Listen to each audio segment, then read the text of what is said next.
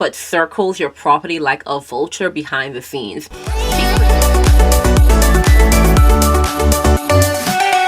Hi, my bookish babes. Yes, I'm back again. I am still struggling with my vision, so down, I will continue looking. Context for those who are a bit confused. I had eye surgery. My vision is not doing well. My eyes are very, very sensitive. Cannot look to the light as much, but I will try my best to give you guys a bit of eye contact, but I will probably fail. But it is all well and good. I am so happy to be back again to this corner of BookTube. And honestly, if you are new, my name is Shelly, and in this corner of BookTube, I do everything but stay calm. And today we are talking about a middle grade book that honestly had me laughing like a banshee one moment and then holding my chest in emotional devastation the next, okay? Who Let the Gods Out by Math Evans. Now, I know a few of you might be going, oh my goodness, Shelly, you've actually been giving us, a lot of reviews recently, more than normal. And I think while my eye surgery definitely obviously has its disadvantages, with obviously me being incapacitated, not being able to do a lot, like look into the light, go outside, work, so many things. I think one of the best things is that I still haven't been able to read, to be fair, as well. But I also haven't been as online as I was before. And also not able to be online in the sense of being able to go online to do research. So I can't do as much commentary as I would have before. So right now, honestly, most of my videos are focused on really just giving you guys like reviews of books I read pre-surgery. And I think that's so fun, because it's so fun to kind of be back to this space where I'm just telling you about books that I read and books that I love, which is how my booktube journey started. So it's actually really fun to be doing this. I do have commentaries coming, guys. Don't get it twisted at all, because I had commentaries lined up for things that happened before my surgery, like ages ago. So I do have commentaries. They're definitely gonna be outdated as heck. Apologies. But I still think that they're worth a comment or two. And you guys know I like to gab. I got the gift of the gab, baby. But yeah, for now, let's just talk about books, because books are awesome. And this is no different. Math Evans, oh baby. 4.5 stars. 4.5 stars. Yes. This is a Percy Jackson adjacent cow catapulting Greek god meets gut punch of a novel that proves you should never underestimate the emotional trauma hidden under a poop joke. Okay. I know that intro is like probably throwing people off, like what the heck is she talking about? So let's get into it, okay? See, I'm doing some eye contact. I'm really trying, guys, okay? But yeah, let's get into it, because this book tricked me. Okay, when I tell you I thought I was getting lighthearted chaos, a little demigod mischief, some thunderbolts, a quest or two, maybe a fart joke sprinkled in for seasoning. This is a middle grade book with a little boy, of course. Math Evans said, absolutely not. Okay? She said, let me give you a constellation of emotional trauma, parental burnout, childhood grief, and sprinkle in literal death, but with giggles.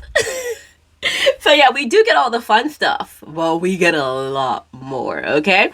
The plot starts off silly enough, okay? We have young Elliot Hooper. He lives on a quiet farm.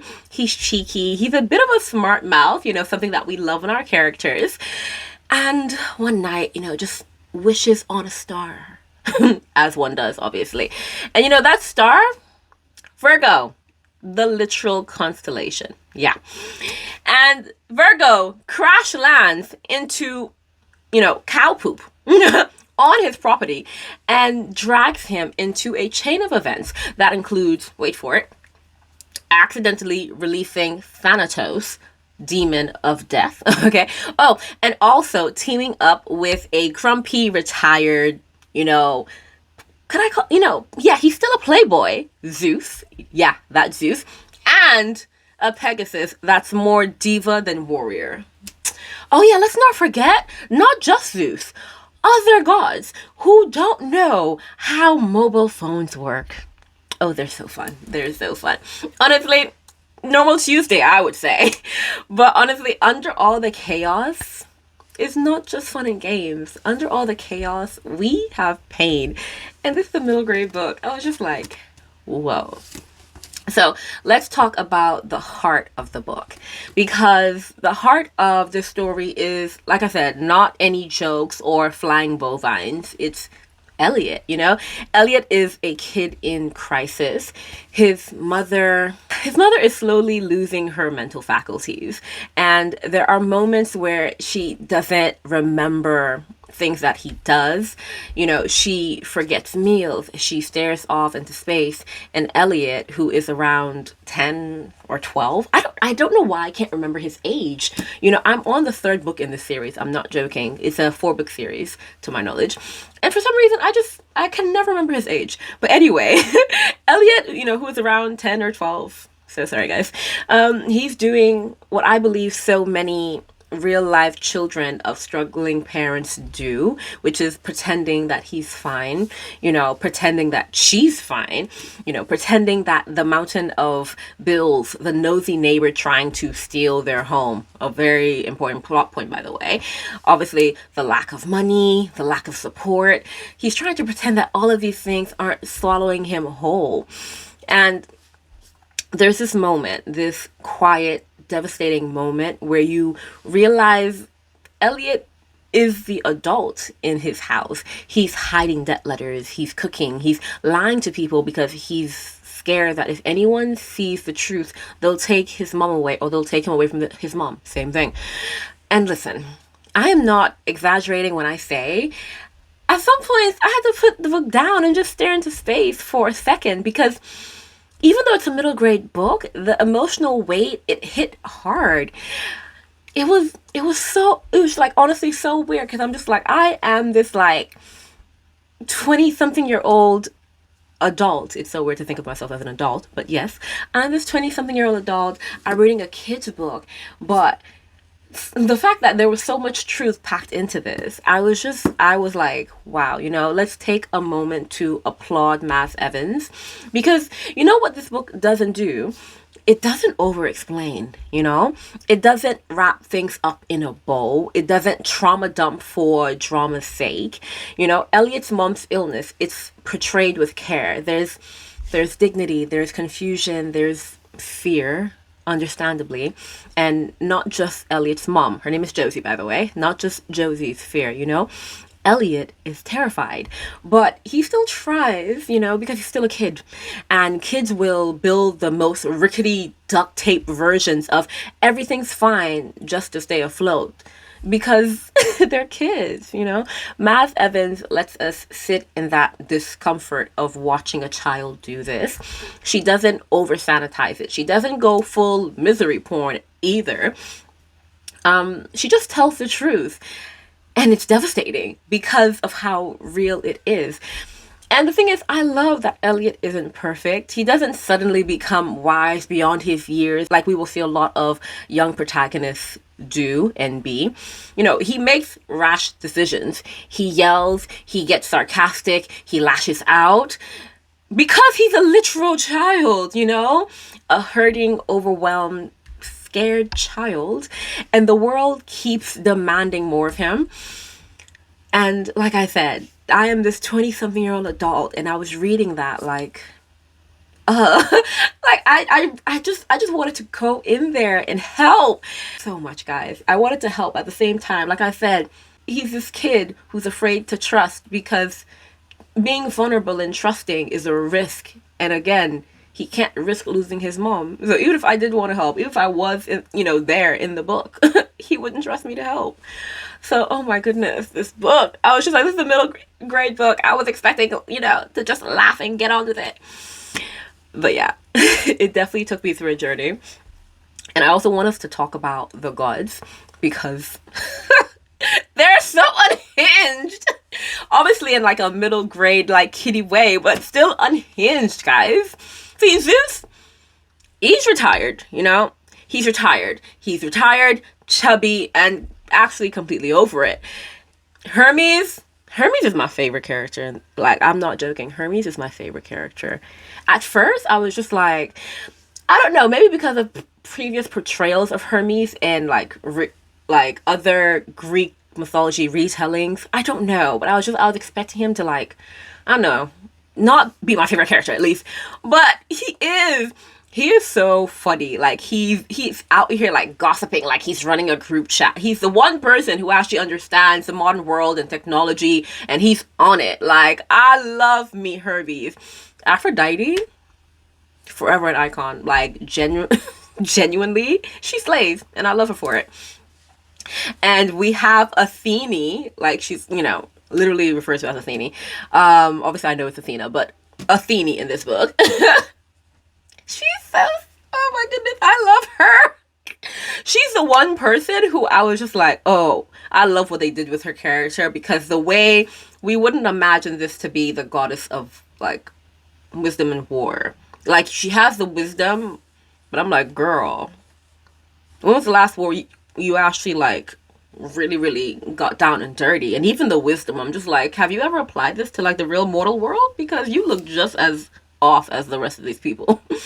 And Pegasus, oh, that horse? Not horse, that's Pegasus.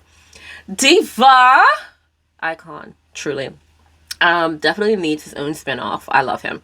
And what I genuinely love about this is that they are all ridiculous. Like, every single one of these characters are ridiculous. They're not trying to be cool, The gods are usually, like, all powerful and, like, towering above and da-da-da-da-da whenever you read Greek mythology retellings. Oh, heck no. Absolutely not. No. They're just pure entertainment, 100%. But they serve a purpose, Every mythical figure in this book, in this series, because like I said, I'm on the third book so far, but specifically in this book, let's just focus on that. Like, even from the very first book, every mythical figure is a vehicle for both chaos and character growth, which is something I very, very much love. Even Virgo, who that girl, oh goodness lord.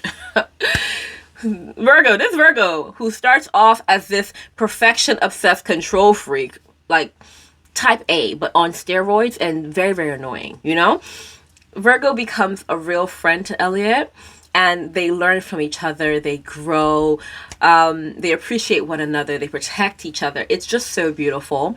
And that's what's, I think that's what good mythological fiction should do. Like, use the fantastical to explore the real, And this book does that effortlessly, I think. Now, one of the most insidious characters in the book isn't a god or demon, which is very, very... actually, no. It's not shocking at all. It's not shocking at all, because humans will continue to be just so questionable in every circumstance, And that's Miss... I believe her name is Portia. Basically, they be called her by nicknames, so I never actually remember her real name. Plum Bottom. Something like that, but I believe her name is Portia, okay? The neighbor. See, Portia is the kind of character that every marginalized or struggling person will recognize. The one who smiles in public but circles your property like a vulture behind the scenes. She pretends to help Elliot while, and not even subtly, trying to destroy him and his family. She uses the system as well to do this, and I think that's what makes her, like, so insidious.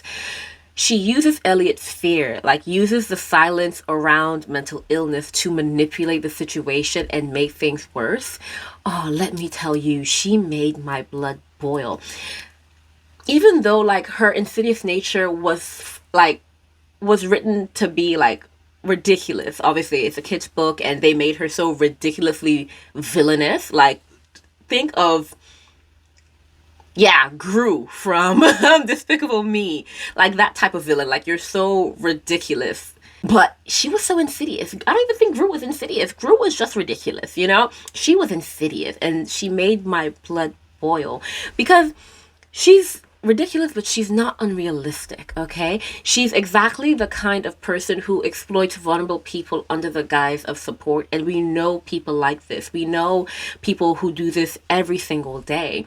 That's what I mean. Like, that's what I mean when I say, like, she's realistic, because I hate how familiar her character felt. How, how many kids have real Portias in their lives? Honestly, reading this book, I was just like, I imagined too many, and that really, really made me upset. But throughout the book, while we have horrible people like Portia, there are other people who do try to help Elliot. You have teachers and, other people around him. Obviously, you have the mythical goddesses falling out of the sky trying to help him as well. But Elliot resists because asking for help is scary. Like I said, it's vulnerable, like I said. And just that risk, oh, like he's a kid and he just doesn't want to take it. And the book gets that vulnerability, it gets that risk. It understands how some kids, especially those who've had to be independent, who've had to be the adults, they will fight tooth and nail to keep their problems hidden because help might mean change. And it might mean change that is unwelcome. It might mean change that is, once again, even more scary. It might mean losing the little bit of control they still have left. Maz Evans, she allows Elliot to be complicated, to want help, but not take it, to cry and still be stubborn, to carry the world while it crushes him. And, we still have moments of joy and wit and chaos. If anything, they make up the entire book while we're still dealing with these difficulties. Honestly, personally, I'd give this book to any, 10 or 12-year-old. Honestly, do not remember his age. I apologize. But also, I would give it to every parent, every teacher, every adult who works with kids. Even if you don't, I'd probably give it to you anyway, because you will probably encounter kids in your life. They're everywhere, of course. Yeah, because this book is a lesson in seeing children fully, not just as cute protagonists or helpless side characters in their own lives, but as people navigating pain with the only tools they have. And for kids like Elliot, kids holding way too much on their tiny little shoulders, I think this book is a message that says you're not alone. Also, you're allowed to feel this. You are allowed to ask for help. And you can see someone struggle, but know that they're actual genuine people, that when they offer their help, they're doing it from kindness and not from any malicious intent. And honestly, sometimes that's everything. So yes, this book, it's funny, it's fast-paced.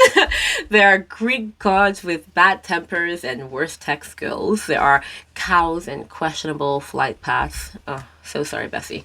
But Who Let the Gods Out is also about the quiet devastation of childhood trauma, the unfairness of growing up too fast, having to grow up too fast, and the wild, ridiculous, beautiful hope that can still bloom amidst all that mess.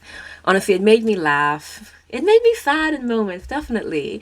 But it also reminded me that the best stories don't talk down to kids, they lift them up, which is one of the reasons, I always boost middle grade books, because I'm just like, guys, just because they're middle grade does not mean that, they're not layered and beautiful, and it doesn't mean that they don't carry their own wisdoms, because they do.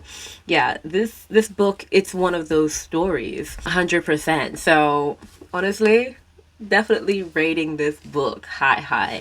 And if you've read Who Let the Gods Out, drop me your ratings, drop me your commentary, drop me your thoughts as well. Even if you want to put it in numbers, like 1 being I giggled, 10 being I cried in the supermarket for a fictional child.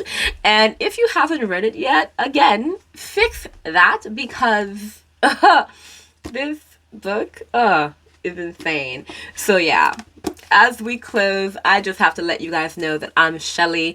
I'm partially blind right now. And of course, I have been emotionally betrayed by a book that promised chaos and delivered some weird form of therapy. So yeah, definitely catch you next time for another book review or maybe a commentary. But yeah, that's it from me, guys. See you soon. Oh yeah, and don't forget to like, comment, subscribe if you haven't already. Unless you're Portia, then keep walking. Bye again. Mwah.